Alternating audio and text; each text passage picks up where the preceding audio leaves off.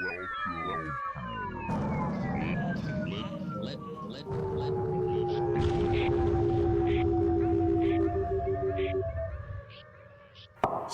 Lead balloons. It's the alchemy of Unpopular opinions.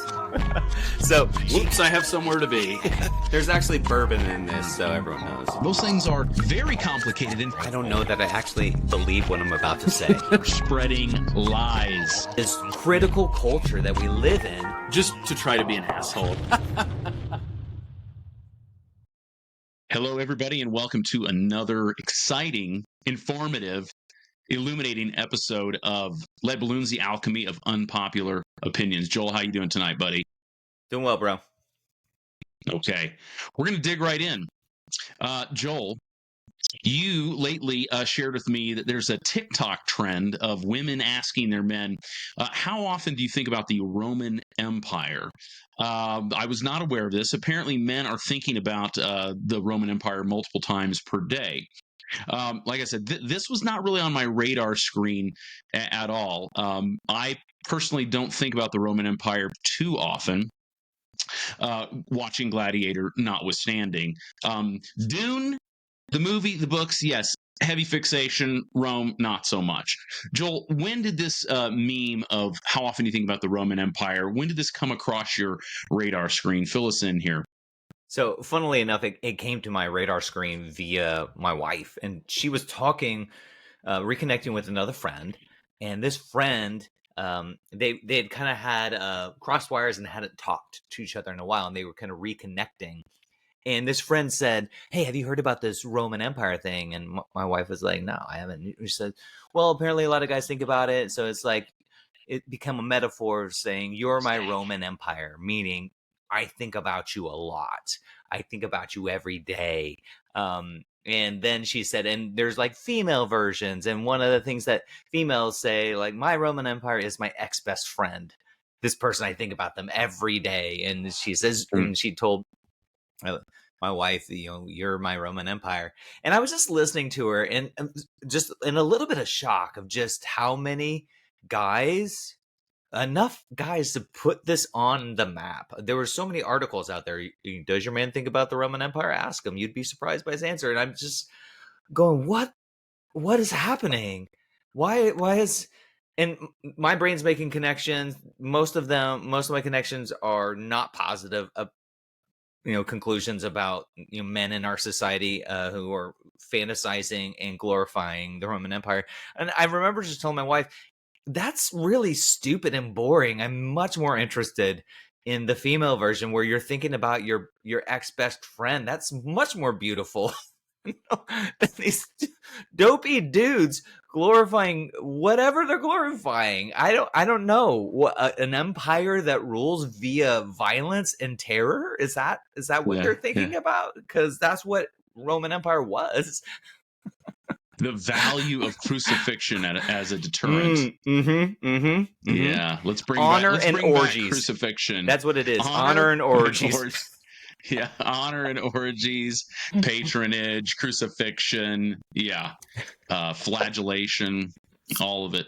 That's what I'm thinking about. Yeah. Well, Joel.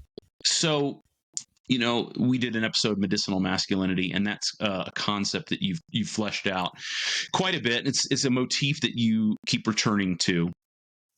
And so I think before we kind of hit the ground running into the sort of the core of what we're going to talk about tonight, it'd be helpful for you to catch us up on why medicinal masculinity is a concept that matters so much. And maybe what's one thing that you've learned lately that's continued to shape your view of masculinity, since it's a big part of your life and your thinking, or a part of your life and thinking. So would encourage everyone to go back and listen to that episode to kind of hash it out more. But the elevator pitch is that it's kind of a kitschy, snarky way to reframe toxic masculinity.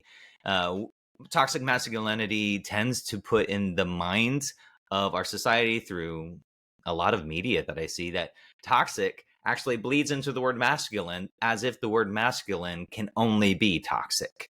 And that is a misnomer, in my opinion. And what I would call medicinal masculinity is the sense that there's a version of masculinity that brings healing, that brings life. However, I also want to argue that I'm saying masculinity, not male. And I believe that I distinguish between male and female and feminine and masculine because I believe all human beings, no matter what's between their legs, has versions of both, has both masculine energy and feminine energy. And both of those have shadow sides. There's shadow sides of feminine energy, there's shadow sides of masculine energy, which is called toxic masculinity. And not only guys can have toxic masculinity, there are a lot of women who express toxic masculinity through bullying, shaming tactics, and manipulation, and arguing, not honoring other people's dignity and rolling over people. And so that's kind of the bottom line. Is I like to zoom out from conversations like this and go, hey, let's stop with all of the like trying to pigeonhole everything and put labels on everything, and back out and go like, hey, this is actually a bigger conversation. And when we talk about masculinity, I want to talk about the stories that we tell ourselves. This touches on the things I'm thinking about nowadays. All of us are creating narratives, and we get those narratives often passed down to us from our culture, from our families. We pick them up, and these are the things that begin to trend, right? And I think the stories and the narratives that we have tend to taint our view of the world, our perspective. And if we're not aware that those stories are happening, they become our truth. And we become entranced by these stories that are not true.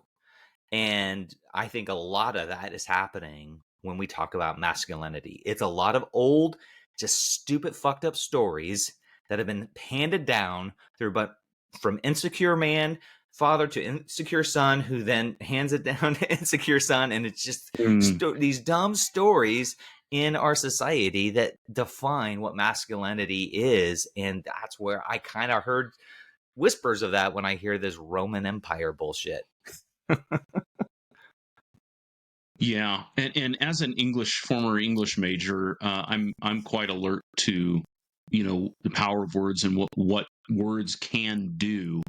And I like how you drew attention to toxic masculinity, how that adjective toxic almost kind of blends into and unites with masculinity. So you could almost just say masculinity, and in our culture today, and a lot of people would just hear toxic. You wouldn't even have to supply the adjective. Yep. But in switching out medicinal for toxic, what we're trying to get at is let's try to think more clearly about what masculinity maybe can and should be. It can have various iterations, but healthy masculinity, healthy masculinity is medicinal. So I like that, because when we all say certain words, they carry certain resonances with them. When I say masculinity, when anybody says it and you hear it, you start feeling things. You start you visualize certain things, certain experiences, and so I think part of what we're trying to do here is just try to open up the repertoire. Yeah. To expand rather than narrow the repertoire of what masculinity can be. Yeah, right on. Right. So when we think about masculinity, we think about manhood, we think about sort of coming of age and having particular moments in our lives when that manhood or masculinity is commenced, shaped, reinforced. I've both of us are going to share some of these. I've had some key moments in my life that I can sort of look back to that were like definitive, formative moments for my masculinity. And Joel, I mean, really, the whole story starts with kind of an untimely gym class erection with a pair of Adidas shorts. Yep.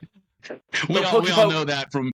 Yeah, we all know age 13 and gym class and shorts, and just there was nowhere to go, nothing to do, and call that a pup tent. Pup tent buddies. There's really nowhere to hide for us or it. No.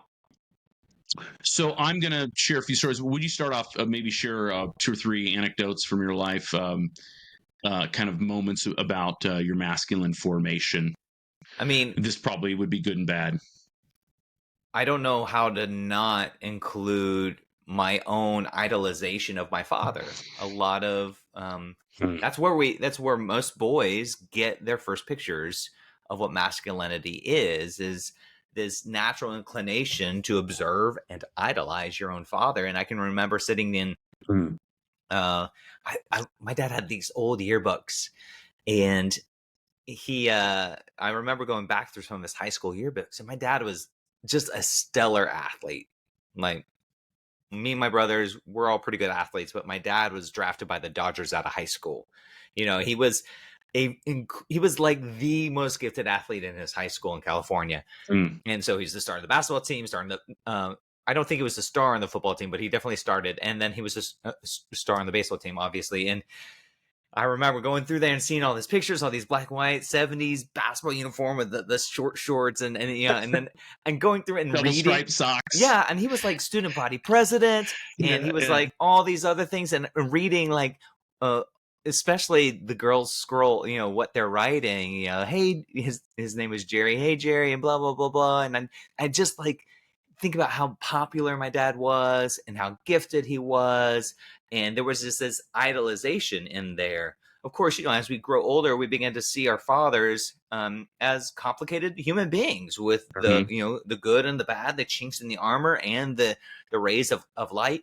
And but during those early phases, like that's what I remember so much, is just kind of this sense of forming what does it mean to be a man. I don't know that I even had the wherewithal to ask the question that clearly, but I think that's what was happening inside of me. What does it mean to be a man? And the other story I would tell real quick is, you'll know this one from college. There were two roles on our wings, right? For those listening out there, we went to a private Christian college that called Oral Roberts University, and they had the men and the women separated in dorms, very separated. We didn't even allow the opposite genders to come and visit, but like one time a year for like 2 hours or whatever it was. And very, very little cross pollination, as it were. And if there was, babies were made and people were kicked out of school. So I can remember there on our guys' floors, there were two particular roles of leadership. There was the RA and there was the chaplain. And I was a chaplain. I was called that, like the mom of the floor. I'm the one doing devotionals. Come on, guys, let's really work on our spiritual lives. Where the RAs, you guys are like the dads. You're just like, maintaining the rules. Hey guys, clean up your pubes on the urinals. This is getting disgusting. Whatever it may be. But I remember the chaplains got invited to do one morning before the school year. The RAs always did this like boot camp, like grr, and you guys got up early and you did all these exercises and you made everything spiritual. And the chaplains were invited to join you guys one day, and we went and joined you guys. And there was one thing that you guys did where you had this big, huge metal pole, and then there was like 20 guys holding it up, holding it. And then the guys who were like the drill sergeants, head RAs or whatever, come over, they jump on the pole, and everyone's like, and it's like, and then they're just saying, what happens if someone on your floor like can't pray for you? And they start removing people from the pole. All right. And there's this people that they're still holding it up, and it's like, you still got to you got to stand in the gap. You got to pray for them. And I remember I was like one of like 3 that got left on that pole that started with like 15 guys. My arms are just like on fire. And I'm like, yeah. And there's like all these guys are hold the pole, and I guess I was so rushed with adrenaline, just pure hormones, just holding that my little biceps are just like trying to break out of their skin. That is I remember feeling very manly. Yes, it was so manly. Yes. You maybe stole some of my thunder as you tell that story. I love it. Well, so that's great. I was there for that, people, so FYI. Were you the one jumping on the pole? Probably yelling some nonsense, yeah. But actually, that was such I do have fond memories, as well as traumatic, painful memories from those days. But so for me, one of the big ones was playing football. I played football from like age 8 or 9 until the end of high school. And so some of the things I learned doing that would be like enduring pain, working as a team. The big thing on the football team that I discovered was you really need to deny pain while inflicting it on others. So you dare, unless you wanted to be called a variety of epithets by your coach and other players, you'd never admit that you were sick or anything like that. No. If you're like, oh, I have the flu, it'd be like, oh, okay, well, go home and, you can get a massage or whatever you need, a little foot massage, whatever. Eat some so dirt. You couldn't do that. Yeah. So there was that. But then, I think a lot of good things, toughness, resilience, perseverance. So that was kind of a big moment for me. Even though I love watching football now, but it was tough, man. 2-a-day practices in the summer, and yeah, it was rough, but good character What building position did you play? Well, I come in as like a backup quarterback in high school, but I played safety on defense, and I also played some running back. So yeah, all right, yeah, yeah. Okay, and then the RA program, which you alluded to with your story of the hell day or training day that we had, but the RA program, I learned kind of more about like self-control, discipline, initiation, meaning like initiation rites. That was really important in that program. Leadership, learning about leadership. So that was huge. And then, Joel, I was thinking about like the last 10 years. So we're well into our lives, we're well into the middle period of our lives, but we're both spending a lot of time thinking about like masculinity. And a lot of the content that I've been consuming over the past couple of years, like on YouTube, that talks about like men pursuing women and relationships and these kinds of things and becoming better men.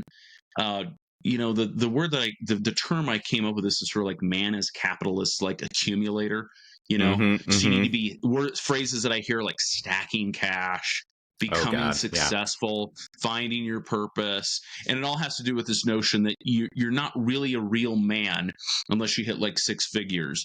And then by a certain point, you should probably be up to 7 figures, have a net worth of all this stuff. And so that sort of equates to greater manhood.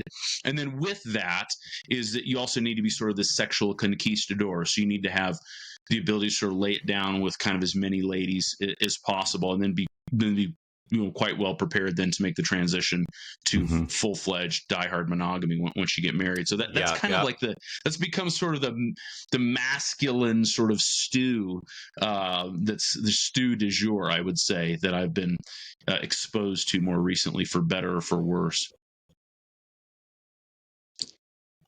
So yeah.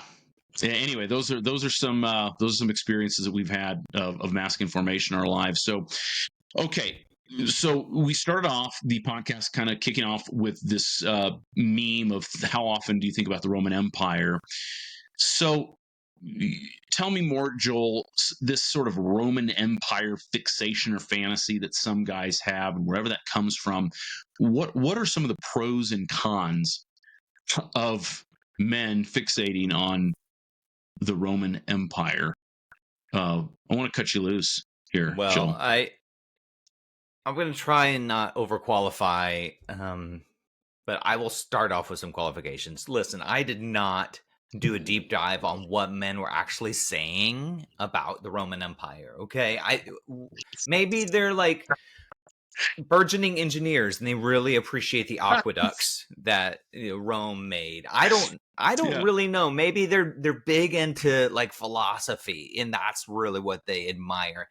But my guess is, when I heard that, my brain immediately went to all the kind of tropes about the Roman Empire, which is power, aggression, violence, honor, which, even the word honor to me is a problematic word. I want to problematize the word honor, because honor shame cultures are based upon just a bunch of arbitrary stories about what is honorable and what is not. You pick a culture, you're going to have different versions of honor. And so you think of a Roman Empire, to me, has all the trappings of the kind of God I hate, I don't want to even worship. like this God who's consumed with its own glory, Calvin's God. And, go back to Calvin's God as a dick, right? This just self-righteousness that we know what's best. We need to expand, going back to some of the stories that you're saying, we're going to grow, accumulate. Why? Just because that's what we do. Just like a disease. It's like we only know how to. The only thing we know how to do is spread. And guys that are like fantasizing about or thinking about that every day, it just makes me think of all these kind of tropes you hear about.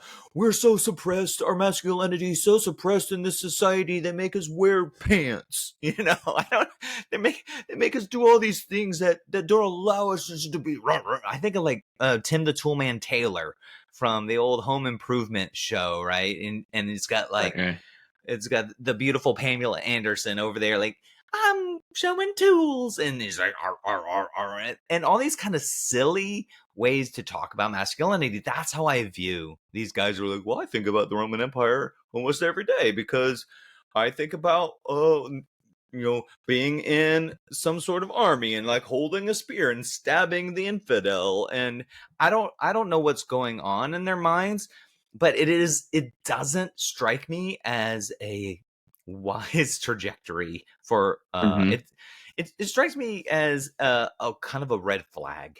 It's like, oh, this is what's going on in dudes' minds, this idolization of an ancient society that really, in hindsight, did way more harm than good. It did a lot of harm. Sure, the innovations from Rome, great. I love a lot of the stories that are likely apocryphal about people like Caesar Augustus, and you get to kind of like learn about virtues from some of these more philosophical emperors, but you also just get pure evil going on, and its power unmasked. Rome fell because it was arrogant. It's what made it what it was is what made it fall. And it's such a strong tale about empire. And I think I'm against I'm against this idea that empire is the way in any way, shape, or form. I think empire is it whitewashes the power of the human spirit and centralizes it into a small group of people who think that there is one way forward. Whether it's we read these in all the dystopian novels, 1984, even more modern ones like Hunger Games. There's a powerful center, and what makes them powerful is their hunger for power. And that's what I hear from these guys who are thinking about the Roman Empire, is that they don't know how to have more power in their life. They've not been given other options to feel powerful. So they fantasize about these old fucking stories of powerful people that if they turned on their critical thinking skills, they'd realize that's a terrible story to follow. Let's use our imagination and find something better. Bring it. Yeah. Yeah. You said something in there about guys just sort of like trying to find all these ways that they can feel powerful and strut their stuff and all these kinds of things. I think about one of the great like pictures of masculinity to me comes from the football player Barry Sanders, who played like in the 90s. One of the great, I love me greatest some Barry running Sanders. backs. Yeah, dude. I mean, a man, right? But humble. And one thing I love, you never see this anymore. Never. When he scored a touchdown, toss the ball to the ref. He never slammed it. And I don't think there's anything wrong with celebrating. I think it's kind of fun. It makes it entertaining, whatever. It's an entertainment product. But what I liked about what he did was it was a way of saying, this is what I do. It was sort of like, I'm clocking in, clocking out. This is not difficult. And then the phrase that goes with that is, act like you've been here before. Yeah. Like, don't be this nouveau riche sort of new money character. Yeah. Like act like act like this isn't the first time. And to me, I find that that's such a key component of masculinity is don't let people see you sweat, and act like you've been here before. Don't make a big deal about how early you wake up or how hard you work and all this stuff. Nobody cares. Yeah, I don't, man, I work my ass off. Cool. Like Great. I can go find like Whatever. 1,000 single moms in South Dallas who work Yeah. 10 times harder than you do, dude. But Yeah. you weren't born a black woman, so Right. cool. Yeah. What a boring story. I saw somebody was wearing a T-shirt and it says "Nobody cares, work harder," and I thought, oh, well, it's amazing that you chose to wear that T-shirt. I'd like to wear a T-shirt because obviously the way the T-shirt, it was in a sense saying I work hard, and I want to wear a shirt that says "Nobody cares that you work harder," right? Yeah. Just Harder like, than what? I don't care. Yeah, just get the job done. How's that? You know, Yeah. This is such a thing these days. It's been the thing for a long time in our cultures. How hard do you work? Like, who fucking gives a fuck? Just get shit done and leave me alone. I don't care. I'm not interested in going we live in a world of options, and that is such a beautiful gift that we have. Like most of our, many of our podcasts are about like, how about the courage to ask, why am I working? To what purpose? Mhm. Maybe, what I want to work hard on is I want to work hard on not being motivated by insecurities and the need to prove myself. That's what I think true masculinity is. I no longer need to prove myself to anybody, not even myself. Because I just need to prove it to myself. It's like, that's still insecurity, bro. Like, my masculinity that I aim for is being completely free from the insecurity of needing to prove myself. And where's that message? Well, I'm right with you on that. I mean, I think that one of the great moments, and I don't live up to this moment as often as I should, nearly as often as I should. But I had this realization a few years ago, after kind of doing some self therapy, as it were. I realized I came to this place where I realized, Joel, like, I don't have to do anything else with my life. Who I am in this exact moment is fine. Is not only fine, it's great. I've had so many great experiences. Anything that I do or any ways that I grow in the future is gravy. Yep. And when we can get to that place, I think life becomes an adventure, because then anything that you do from there on is just sort of icing on the cake. Yeah. But if you are looking around to sort of fill in any deficits, you're already moving in the wrong direction. Yes, you can make lots of improvements. There are tons of things you can do, but yeah, why make the improvements? If you're into it, cool, but you don't need to. Friends, you're listening. What Trent was talking about there is just freedom. Like, yeah, I don't need to do that anymore. And I wanted to bring this in, Trent. We talked about the other masculinity podcast. My favorite masculine book was it's by Father Richard Rohr, Adam's Return. This one is my other favorite one. It's called King, Warrior, Magician, Lover, and it's by a couple guys, Robert Moore and Douglas Gillette, who are Jungian psychologists, and they talk a lot about archetypes, the male archetypes. And so they talk about the male archetype of the king, the warrior, the magician, and the lover. And those are the four main archetypes.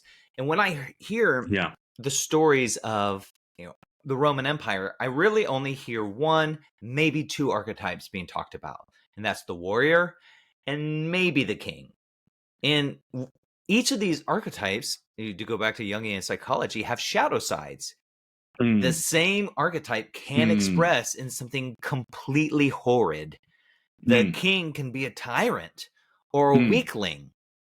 The warrior can be sadistic or masochistic. These are energies, and what helps these energies and these archetypes be more full orbed, helps these archetypes be balanced and grow towards good away from the shadow, is to have the other archetypes that bring the balance of the magician, the sage, the wise one, the balance of the lover, which the shadow side of the lover is this like addicted sex fiend or this super repressed Puritan, but the lover helps curb the appetites of the warrior, right? And so That's why I would Yeah. want to argue that when we're talking about masculinity, zoom out, dudes. Quit just thinking about Rome. All right, there are other stories that help us move towards the full picture of masculinity. And Yeah. when you're just talking about Rome, you're idolizing things and you're not thinking critically. And if you're not thinking Hmm. critically, then I'm going to argue you do not have enough magician, dude.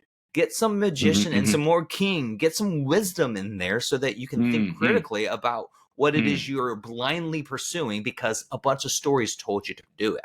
And Hmm. you can just get me super angry about all that Go. stuff very quick. Go, baby. Go.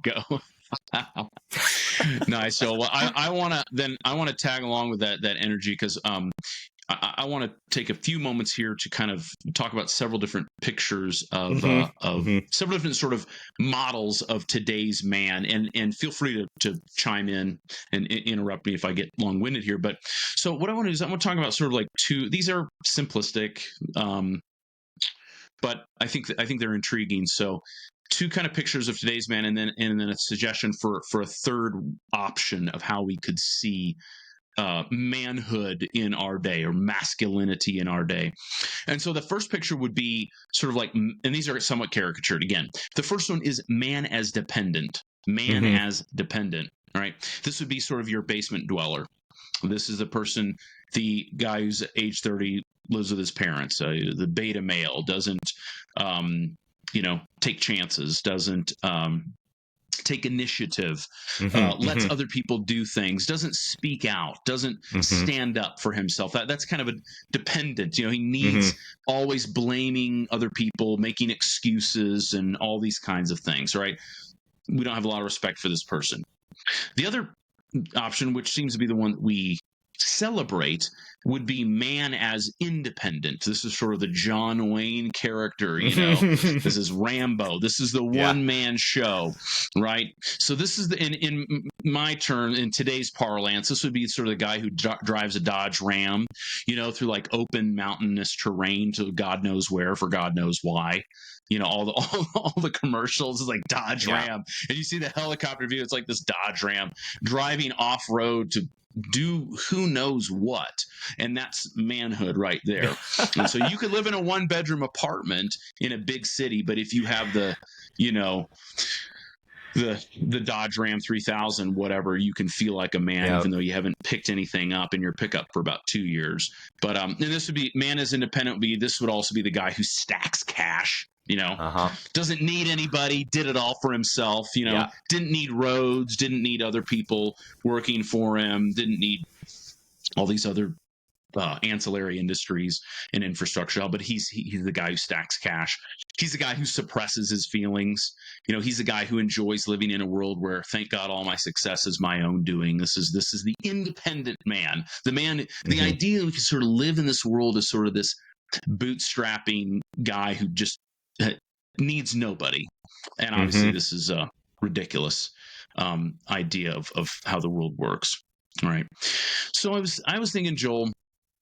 Well, and I want to put into there also go for it. I love that you're talking about both of those, the yin and the yang of the dependent and the independent. And I would argue that both of these are trapped in the same cycle of insecurity. They're just manifesting and fleshing out differently. The dependent's insecure, so this guy chooses to not take risks. This guy chooses to stay small. This guy chooses to be powerless in a way that blames others and stays small. Whereas this independent guy begins to like overcompensate for his insecurity instead of falling into the stories of his own insecurity, like compensates for it as if it doesn't exist, and then drives the truck to whether he knows it or not. He's trying to compensate for how small he actually feels when he allows his emotions to show. But that's why he suppresses the feelings. That's why that masculine story is so perfect. It's a puzzle piece that just fits in to hold up this whole artifice of masculinity. Oh, I don't have feelings. because that way I don't have to be reminded about how small I actually feel, and that I'm constantly trying to prove myself to everyone by having the right job, by talking in a certain way, dressing a certain way, by just like stagging myself out there in front of the public. It's just it's so gross to me, because to what I think what makes it gross to me is how we celebrate it, like you said. Yes. And it's really the same thing that is driving the dependent. It's just they're manifesting in different ways. So if we can just Yes. do a little archaeology here and start digging down, like, why are we behaving the way we behave? And can we break ourselves free and heal the insecurities that drive these behaviors? That way, I'm no longer acting like a fucking robot, constantly reacting to these deep wounds inside of me, and I can heal those wounds. And now I'm free to actually respond to life rather than react based upon stories that, the society's telling me about what manhood is. Yeah, yeah, and our version, our understanding of masculinity today is so shaped by all the sort of materialistic, hyper commercialized propaganda that we're constantly being fed. So you display your manhood like a peacock would. You have to have sort of the artifacts of your manhood. You have to be able to show everybody. It's not enough just that deep down, hey, I'm a man, or I've got masculinity, It's not enough just to know that the life that you live exemplifies what you value. And so I'd like to talk about another option, a third understanding, which would be man as interdependent. Now, this would be the kind of character who recognizes that he needs people and who recognizes that people need him. So he can't be who he is unless other people do what they do. And other people need him to be who he is authentically, right? Everyone is revulsed, feels revulsion about the person who is not living authentically, right? And so we want people to be expressing themselves in the way that's closest to who they are. And Joel, even though I call myself like an atheist, if people push me, we all know that I'm still sort of like deeply shaped by the Bible. And so one of the passages that came to my mind, I want to share a few verses from that, and then we can elaborate on this. But there's a book of the Bible, 1 Corinthians. It's a letter that Paul wrote to the people in Corinth, and these people were having like all kinds of division in their community, and a lot of egos and a lot of infighting and a lot of factionalism, all this kind of stuff. And Paul writes this beautiful thing, and it's from 1 Corinthians 12, verses 14 through 20. And it's basically a picture of like, it's a metaphor. He uses the metaphor of the human body to talk about how every part is necessary. And so I want to read this, and then we can sort of explicate it just a little bit, because I think it's a really good picture of this sort of sense of interdependence. But he says, for the body is not one member, but many. If the foot says, because I am not a hand, I am not a part of the body, it is not for this reason any the less a part of the body. And if the ear says, because I am not an eye, I am not a part of the body, it is not for this reason any the less a part of the body. If the whole body were an eye, where would the hearing be? If the whole were hearing, where would the sense of smell be? But now God has placed the members, each one of them, in the body, just as he desired. If they were all one member, where would the body be? But now there are many members, but one body. Many members, but one body. And Joel, what that makes me think about, and I'll let you chime in, what that makes me think about is this. Sometimes I hear people sounding off about how sort of like the highest version of masculinity is the guy who goes out and stacks cash by becoming an entrepreneur. Now, we need entrepreneurs in our society, big time. Like, we need those people. But you know what every entrepreneur needs when he starts his fucking business? Employees. Yep. That's what he needs. And so I hear these people talking all the time, all these male content, manhood, masculinity content creators, I get this notion that they wish that the entire world were just entrepreneurs. And I think to myself, but we need everybody in society to do their job to the best of their ability. We need people to come pick up shit with professionalism, pick up our trash. We need people to teach children. We need people to work security. We need people to work as hairdressers. We need guys to go, work in sewers just as much as we need guys to start companies where they're going to become millionaires. We need a society where everybody sees the value of doing their job, and each person who does their job is fucking celebrated and honored and respected for doing that. And we shame and we speak poorly of the people who show disrespect to anybody who works in a way that contributes value to our society. Mm-hmm. That's kind of what I would want to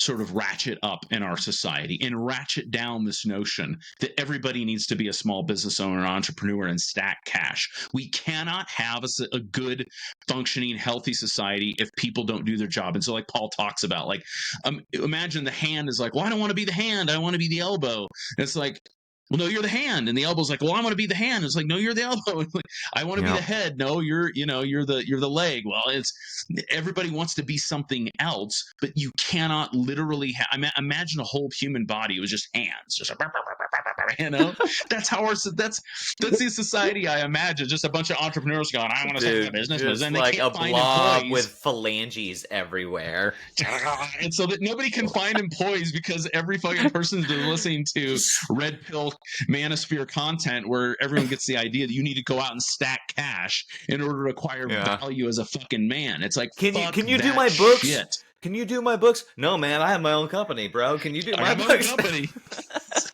So it's just like, and so we want to imagine that we don't need employees, and everybody knows, yeah, we sort of do.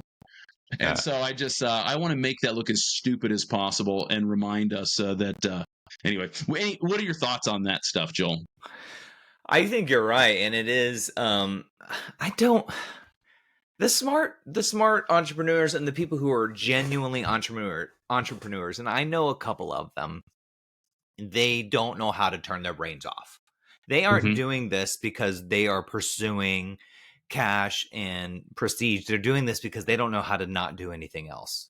They don't know they don't know how to not do what they're doing because they're just so obsessed. That's how they see the world, and that's how they're showing up, and that's great. I would still say I know a couple of these entrepreneurs, and people can say they are self-made people, whatever. I would argue that no, you made yourself through a river of insecurity that told you I'm not going to be like my parents, and that's how you became who you are. And now you believe that you're better than other people when really you're being driven by the same insecurity that the drug addict that you criticize on the street is being driven by. And so I think that's where the body metaphor really works, because this isn't about one member being better than the other. This is about going, hey, I'm going to listen to my own heart. I'm going to contribute to society as best as I can. I'm going to love people, and wherever I end up fitting in and helping, great. I don't. Yeah. But what we're hearing from these podcasts is really, people say, I want to be the hand, I want to be the leg, I want to be the chest, I want to be the pec muscle, whatever it may be. They really all want to be the head. And they want it, and that to me is I hear a whisper of a deep insecurity of saying I'm not sure I matter. It's what I hear kind of coming out in their actions and the way they talk. Behind it, the subtext is this little boy behind the background going, I'm not sure I matter. And that's what's driving all of it. And I would say that person's stuck. That person's in prison. They have no idea how limited they actually are. No matter how many people celebrate them, I would pray for that dude that he runs into a brick wall as soon as fucking possible so that he can discover that what he's pursuing doesn't actually mean anything. It doesn't make it. There's nothing that we can get externally to make us feel like we matter. We are just dumping all kinds of stuff into a bucket without a bottom. It won't fill. There's only, and this is where I come back to spirituality. When we truly believe and discover that we matter regardless of external circumstances, we no longer need to do any job. Like, the whole world is our oyster. We could be a homeless person and feel just as content as being a billionaire on Wall Street, because in both instances, external circumstances aren't informing how much I matter. And that's where I would argue that this body image that Paul talks about is such a beautiful thing. It's a metaphor for freedom and humility. Of just, it's not like, hey, get in your place and stay there. It's no, I feel fine here. I feel content. Mm-hmm. Well, I want to add that too, Joe, because I agree in essence with what you're saying, but I think it's really important that we be self-sustaining individuals and that we feel complete as we are. But push back, bro. Push back. As social, you're not going to disagree with this. It's adding some flavor to it. As social creatures, I believe that we do need reinforcement from other people. Now, when you live in a culture such as ours that celebrates ladder climbing, you kind of do have to go inside and get reinforcement. But in healthier societies, this is along the spectrum, but in healthier societies where people are honored and extolled for playing their role, there would be a great place for human beings to sort of congratulate each other on doing good and just doing their job. Say, hey, there's Bob, and he shows up, he's faithful, he's consistent, he brings energy and he does his job, this, that, and the other. And so I think I'd love to live more in a society where we're congratulating each other and encouraging each other in the roles that we play. Even though I agree that you ought to feel complete in yourself. But as social beings, we do require the affirmation of other people to flourish. And I think that's one of the things that prompted Paul, is to say, hey, you guys need to start recognizing what the value is of everybody else, and you start pumping each other up in that way. Otherwise, you're gonna fall flat. Yeah. So I'm into it. Well said. Into it. So, all right, we're going to wrap this thing up. But what I want to do now is let's talk about each and I. You and I are both going to share a favorite masculine hero of ours from either literature or from TV or movies. And so, I'm going to let you kick this off, Joel. Yeah, it's I'm always kind of attracted to the reluctant master. I've thought about picking like Jon Snow as a great character from Game of Thrones that I really like. The bastard who doesn't know he actually comes from royalty, and over time and just faithfulness discovers his power. Dumbledore from Harry Potter novels. Man, I love me some Dumbledore. No, you do. God, that guy, his fierceness, but also the quiet philosopher. But I'm going to pick Obi-Wan Kenobi. Just because I'm a sucker for the sage. And I have a man crush totally on Ewan McGregor because he knocked out of the park the young Obi-Wan Kenobi. And just his smile all the time. And his willingness to question traditions, even within the Jedi tradition. I love that. I love that he goes a little rogue. He's not about maintaining traditions. He's about maintaining the ones that make sense. He keeps those traditions going, but if it doesn't make sense, he's going to follow his gut on that. But he also he has no ego in the way that he leads, and I find him to be so attractive with his skill matched with his wisdom, and he's clearly a powerful warrior, but he does so from a very not a place of aggression, but a place of just virtue. Of there's evil. All right, I'm gonna step up to the plate because I have the skill to help here, and that's what I really love Obi-Wan Kenobi. By the way, from Phantom Menace, when he after Qui-Gon Jinn has been killed by Darth Maul, when he the freaking barrier opens up and he goes after Darth Maul. Like, I got goosebumps, dude. He just fucking rolled, dude. I love the ferocity of his fighting style. It's so good. I love that. Good choice. So mine is actually Mr. Miyagi from Karate Kid. Karate Kid's probably one of my top 10 movies. I can watch that on a loop. I love that movie. And so I like his intelligence, his courage, humility, his skill, his love, his reluctance. You mentioned the reluctant hero. I like how he hesitates to get involved, because what that tells you is he's somebody who counts the cost. Yeah. He's somebody who knows what he's getting himself into, and he's not going to do it. And because even when he talks to Daniel, he's like, either karate do or karate no do. So you stand in the middle, you get squished like a grape. I love that. It's sort of like, it's a Yoda moment. It's like, there's no try, do or do not. And so I love that about him. But I love what I love is I love that mentorship, that father figure that he provides for Daniel, who we're never really told where his dad is. He's out of the picture. And so Mr. Miyagi steps in, and I just love all that he brings to the table, that sort of fully orbed vision of being a mature and alive, courageous, masculine figure. I absolutely love it. Yeah. I remember seeing, if you look at pictures of my dad when he's like in his 40s, he looks like the actor. I forget his name now, who plays Mr. Miyagi. Pat Narita, I believe. Yeah, Pat his name? Yeah. But my dad is half Japanese, so you see that in his face.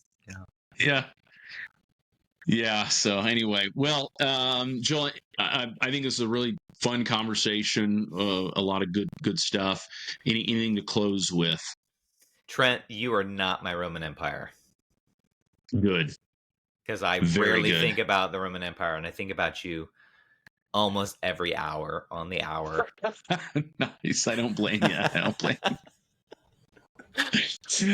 You wouldn't be the first. Jesus. We better close out before this goes way down off the rails. So everybody, listen, we want to thank you for being part of this, and also remind you how you can reach us at our website, leadballoonspod.com. As well, we have our YouTube channel, Lead Balloons. We are on Apple and Spotify, and we have a Facebook and Instagram page. So reach out to all those ways. Also, you can email us at leadballoonspodcast@gmail.com. And our website's kind of a good launch pad for all that. So reach out to us. If you watch YouTube videos, please like and subscribe, and leave feedback and commentary. We'd love to interact with you. And that peace, y'all. Wraps it up for another episode of Lead Balloons, the alchemy of unpopular